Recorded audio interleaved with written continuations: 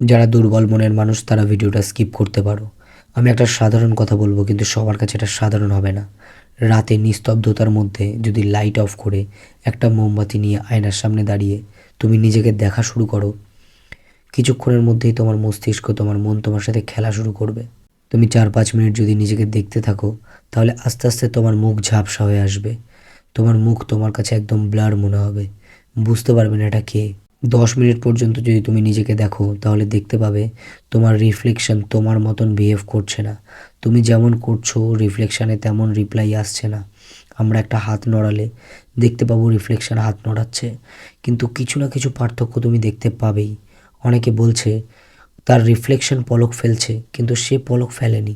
এরপর 10 থেকে 15 মিনিট যদি তুমি নিজেকে দেখতে থাকো, তুমি অনুভব করবে আয়নার ওপারের মানুষটা আর তুমি দেখতে এক নয়, একদম আলাদা মনে হবে। তুমি তোমার রিফ্লেকশনকে চালনা করতে পারবে না, তোমার নিজেকেই নিজের দেখে ভয় লাগবে। যাদের অবিশ্বাস্য মনে হচ্ছে তারা ট্রাই করতে পারো, যদি তোমার মন শক্ত হয়। আর কি হচ্ছে না হচ্ছে কমেন্টে অবশ্যই জানিও।